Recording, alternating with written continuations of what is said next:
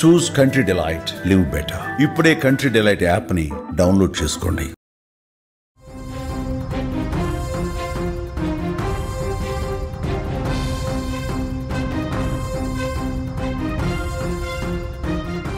అమ్మ లేదు, నాన్న లేడు. ఆప్యాయంగా చూసుకునే నాన్నమ్మ, పెదనాన్నే అతనికంతా లోకం. అమ్మ ప్రేమకు నొచ్చుకొని ఆ బిడ్డ ఓ అమ్మాయి ప్రేమను కోరుకున్నాడు. అదే అతను చేసిన పాపమైందా? హైదరాబాద్ శివారు అమీన్పూర్లో జరిగిన బీటెక్ విద్యార్థి సాయి హత్య ఉదంతం ఇప్పుడు అందరినీ కూడా కంటతడి పెట్టిస్తోంది. తల్లిదండ్రులు లేని అనాథ అని కూడా చూడకుండా ఆ కర్కోటకులు చేసిన పనికి ఒక నిండు ప్రాణం ఈరోజు గాల్లో కలిసిపోయిన పరిస్థితి. ఏపీలోని ఎన్టీఆర్ జిల్లా పెనుగంచిప్రోలు గ్రామానికి చెందిన సాయి జీవితం మొదటి నుంచి ఒక విషాదగాథే. చిన్నప్పుడే అమ్మ చనిపోయింది. ఆ తల్లి పేగుబంధం తెగిపోయిన కొన్నాళ్ళకే తండ్రి కూడా అనారోగ్యంతో కన్నుమూశాడు.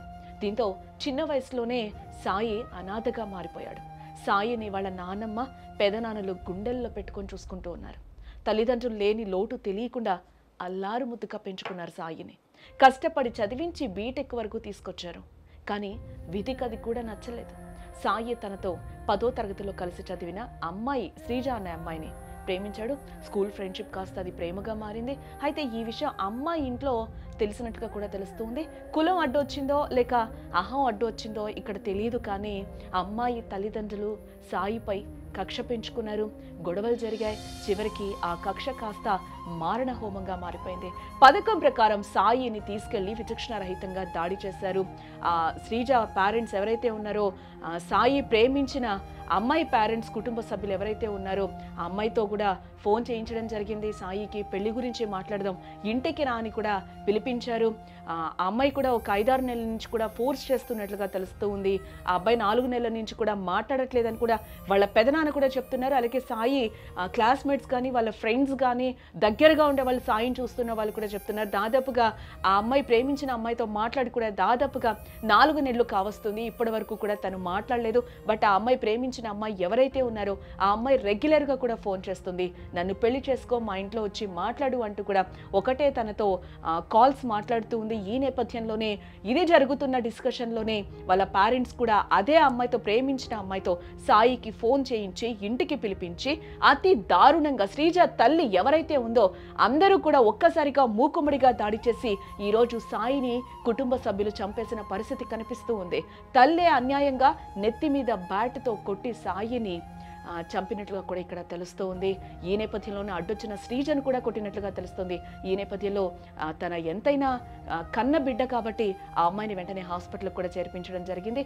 ఇదే నేపథ్యంలో సాయిని అక్కడే వదిలేశారు. శ్రీజ తల్లిదండ్రులు కూడా ఆ అబ్బాయి ఒక ప్రాణాపాయ స్థితిలో ఉండి కూడా ప్రాణం కోసం కొట్టుమిట్టాడుతూ కూడా ఈరోజు సాయి ప్రాణాలు తిన్న పరిస్థితి కనిపిస్తుంది. వాళ్ళ పెదనాన్న కూడా తీవ్ర ఆవేదన అయితే వ్యక్తం చేస్తూ ఉన్నారు. ఆ పెదనాన్న కూడా చెప్తూ ఉన్నారు, ఆ అమ్మాయి ఒక 4 months నుంచి కూడా మా ఇంట్లో మాట్లాడు, ఇంట్లో వాళ్ళకి చెప్పు, నన్ను తీసుకెళ్ళు, మన ఇద్దరం పెళ్లి చేసుకుందామని కూడా కంటిన్యూస్గా కాల్ చేస్తూ ఉంది. మధ్యలో కూడా సాయిని హెచ్చరించిన పరిస్థితి కనిపించింది. శ్రీజ పేరెంట్స్ కూడా మేము అమ్మాయిని వదిలేయాలి, మాట్లాడకండి, ఇద్దరు దూరం ఉండాలని చెప్పినా కూడా నేను పెళ్లి చేసుకుంటాను, మేమిద్దరం కలిసే ఉంటామని కూడా ఒక రకంగా మొండిగా కూడా గతంలో శ్రీజ కుటుంబ సభ్యులు హెచ్చరించినా కూడా సాయి వినని పరిస్థితి కనిపిస్తుంది. బట్ వాట్ ఎవర్ మధ్యలో ఏదో జరిగింది. బట్ తను 4 months నుంచి కూడా సాయి మాట్లాడట్లేదని తన పెద్దనాన్న చెప్తున్నారు. అలాగే సాయి ఫ్రెండ్స్ కూడా చెప్తున్నారు, కాలేజ్ ఫ్రెండ్స్, క్లాస్మేట్స్ కూడా చెప్తూ ఉన్నారు ఆ అమ్మాయితో మాట్లాడట్లేదు అని చెప్పి కూడా. ఈ నేపథ్యంలోనే సడన్గా ఏమైందో మళ్ళీ కూడా కుటుంబ సభ్యులందరూ కూడా వీళ్ళిద్దరిని విడదీయాలి, ఇలా అయితే మా పరువు పోతుంది, ఇంకేదో అవుతుందని చెప్పి కూడా ఆ కుటుంబ సభ్యులందరూ భావించి కూడా ఈరోజు తనని ఫోన్ కాల్తో శ్రీజ రమ్మని చెప్పింది అని చెప్పి కూడా ఇంటికి పిలిపించి పెళ్లి గురించి మాట్లాడదామని చెప్పి పిలిపించి ఈరోజు ఆ అబ్బాయిని చంపేసిన పరిస్థితి కనిపిస్తుంది. శ్రీజ తల్లిదండ్రులు ఎంత అన్యాయం!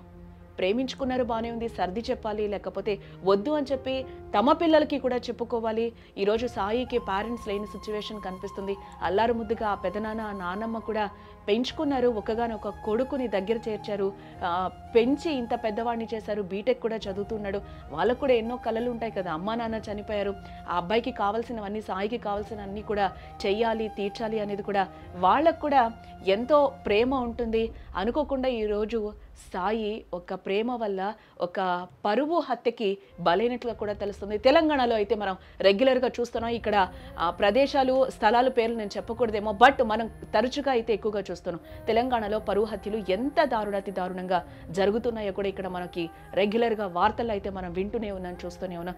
ఇది ఎందుకంటే టెక్నాలజీ పెరుగుతూ ఉంది, మనం మారుతూ ఉన్నాం టెక్నాలజీకి తగ్గట్టు. బట్ ఎక్కడా కూడా మనుషులు మారని పరిస్థితి కనిపిస్తుంది. ఇంకా అవే మూఢనమ్మకాలతో ఏవేవో ఆలోచించుకుంటే ఇంకా పరువులు హత్యలు అంటూ కూడా ఇంకా వాటి చాటుగానే బతుకుతున్న పరిస్థితి అయితే ఇంకా ప్రజల్లో ఈరోజు కనిపిస్తుంది. దానికి నిదర్శనమే ఈరోజు సాయి హత్య ఉదంతం అని కూడా మనం చెప్పుకోవచ్చు. అమ్మా నాన్న లేని బిడ్డ అని ఎవరూ అడగరు అనే ధైర్యమో ఏమో కానీ ఆ యువతి బంధువులు సాయిని కొట్టి అతి కిరాతకంగా ఈరోజు ఇంట్లోనే చంపేస్తున్న పరిస్థితి కనిపిస్తుంది. చేతికి అందొచ్చిన కొడుకు ప్రయోజకుడు అవుతాడు అనుకున్న మనవడు ఇలా శవమై తీరడంతో ఆ నానమ్మ గుండె పగిలేలా రోధిస్తూ ఉంది. ఆ నానమ్మకి ఎవరు చెప్పగలుగుతారు? ఆ పేరెంట్స్ చచ్చిపోయినప్పటి నుంచి కూడా అంత అల్లారు ముద్దుగా సాయిని పెంచుకున్న పరిస్థితి కనిపిస్తోంది. అలాగే పెదనాన్న కూడా దగ్గర చేర్చి ఈరోజు రేపు ఎవరు చూడని పరిస్థితుల్లో రోడ్డు మీద వదిలేయకుండా కూడా అంత ప్రాణాతి ప్రాణంగా ఆ నానమ్మ కావచ్చు, ఆ పెదనాన్న కూడా ఈరోజు సాయిని పెంచి పోషించిన పరిస్థితి కనిపిస్తోంది. ప్రేమించడం తప్పైతే మందలించాలి కదా, బట్ ఇలా ప్రాణాలు తీయడం ఎంతవరకు న్యాయం అని అందరూ ప్రశ్నిస్తున్నారు. వినడానికి గుండె తరుక్కుపోతుంది కదా. కనీసం ఆ కుర్రాడికి తల్లిదండ్రులు కూడా లేరన్న జాలి కూడా లేకుండా ఇంత దారుణాన్ని కొడిగడ్డారు. ప్రస్తుతం పోలీసులు అయితే కేసుని నమోదు చేసి దర్యాప్తు అయితే చేస్తున్నారు. సాయి మృతికి కారణమైన వారికి కఠిన శిక్ష పడాలి అంటూ కూడా ప్రస్తుతం డిమాండ్లు అయితే వ్యక్తమవుతూ ఉన్నాయి.